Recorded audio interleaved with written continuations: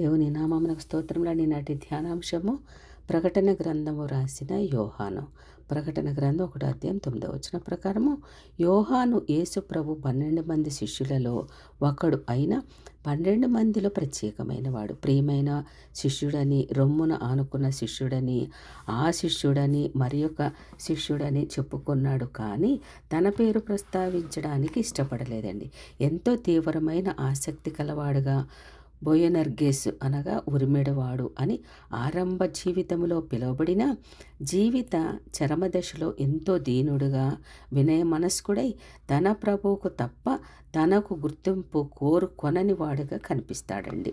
తక్కిన 11 మంది శిష్యులు హతసాక్షులు కాగా తానొక్కడే అత్యధిక సంవత్సరములు జీవించి సహజ మరణం పొందాడండి. పద్మాసు ద్వీపములో పరవాసిగా ఉండి ప్రభు దర్శనం పొంది ప్రకటన గ్రంథము వ్రాసాడని ప్రకటన గ్రంథం 1:9 ప్రకారము ప్రభువును యూదుల రాజుగా మత్తయి, సేవకుడుగా మార్కు, మనుష్య కుమారుడుగా లూకా వర్ణిస్తే యోహాను దైవ కుమారుడుగా యేసే దేవుడని నిరూపించి వ్రాసాడండి.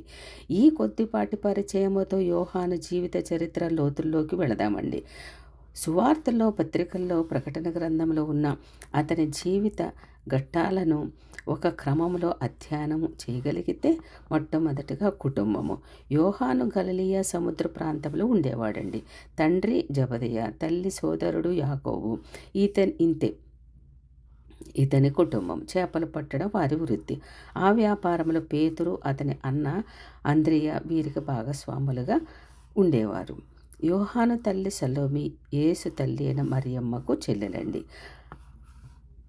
రెండవదిగా బాప్తిస్మమిచ్చి యోహాను యోర్దాను నదీ తీరంలో మారుమనసు సంబంధమైన బోధ చేస్తూ అనేకులకు బాప్తిస్మమిస్తూ ఉన్నాడని యోహాను కూడా విన్నాడండి. ఒకరోజు యోహాను తన పాలిభాగస్థుడైన అంద్రియాతో కలిసి బాప్తిస్మమిచ్చి యోహాను దగ్గరికి వెళ్ళారు. యోహాను చెప్పిన మాటలు వాళ్ళకెంతో నచ్చి అతని శిష్యులుగా మారి అతనితోనే ఉంటూ వచ్చారండి. ఒకరోజు యేసు బాప్తిసం తీసుకోవడానికి యోహాను దగ్గరికి వచ్చాడు. యేసును చూచి యోహాను, ఇదిగో ఈయనే లోకపాపమును మోసుకొని పోవు దేవుని గొర్రె పిల్ల అని ప్రకటించాడు. యూదులంతా మెస్సియా కోసం కనిపెడుతూ ఉన్నారు. బాప్తిస్మమిచ్చి యోహాను యేసును గూర్చి, నేను నీళ్లలో బాప్తిస్మమిచ్చుచున్నాను, కానీ నా వెనక వచ్చువాడు మీ మధ్య ఉన్నాడు, ఆయన చెప్పులు వారు ఇప్పుటకైనను నేను యోగ్యుడను కాను అన్నాడండి. నీవెవరిని మీద ఆత్మ దిగి వచ్చి నిలుచుట చూతువో ఆయనే పరిశుద్ధాత్మలో బాప్తిస్మమిచ్చుచున్నాడని నాతో చెప్పాను. ఈయన దేవుని కుమారుడని నేను తెలుసుకుని సాక్ష్యం ఇచ్చితిని అని చెప్పడము యోహాను, అంద్రియాలు విన్నారండి. మరునాడు మరలా అతడు అనగా బాప్తిస్మమిచ్చి యోహాను నడిచి వస్తున్న యేసు వైపు చూచి, ఇదిగో దేవుని గొర్రెపిల్ల అని చెప్పగా ఆ ఇద్దరు శిష్యులు యేసును వెంబడించారండి. యోహాను సువార్త 1:37 ప్రకారం. అప్పుడు యేసు వారిని చూచి, మీరేమి వెతుకుచున్నారు అని అడగగా, రబ్బీ, నీవెక్కడ కాపురం ఉన్నావని ఆయనను అడిగారండి. వారు రబ్బీ అనగా బోధకుడు అని అర్థమండి. యేసు వచ్చి చూడుడి అని వారితో చెప్పాడండి. వారిద్దరూ ఆయనతో కూడా వెళ్ళి ఆయనతో కాపురం ఉన్నారు. అంద్రియ పేతురుతో మేము మెస్సియాను కనుగొన్నామని చెప్పారండి. ఆ రకంగా యోహాను యేసు ప్రభువును మెస్సియాగా తెలుసుకున్న మొదటి శిష్యులలో ఒకడుగా, మెస్సియాగా యేసును నమ్మి అనుసరించువాడుగా, ఆయనతో కాపురం ఉన్నప్పటికీ కలిసి జీవించిన సన్నిహితుడుగా ఉన్నాడండి. నెక్స్ట్, శిష్యత్వం తీర్మానం. ఏమనగా శిష్యుడు అంటే విద్యార్థి కాదండి. అతను గురువుతోనే కాపురం ఉండి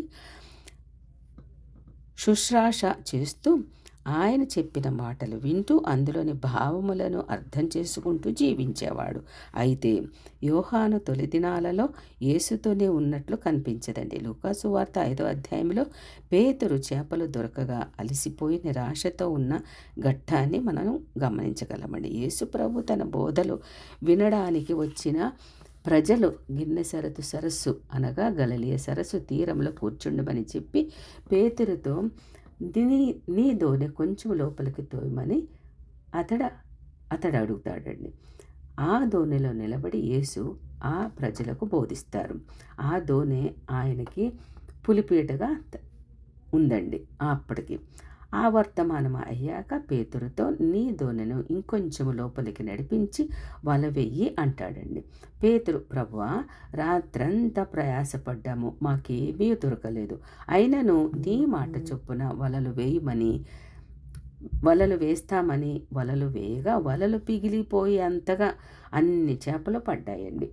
ఆ సమయంలో యోహాను, యాకోబులు సమీపంలో ఉన్నారు. ఈ సంఘటన వారికి విస్మయం కలిగింది.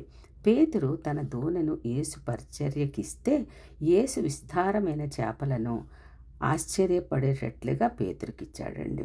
ఇటు రీతిగా కొన్ని మాటలు మనం ఈ దినమున నేర్చుకోవడానికి దేవుడు సమయం ఇచ్చినందుకు వేలాది స్తోత్రం రండి.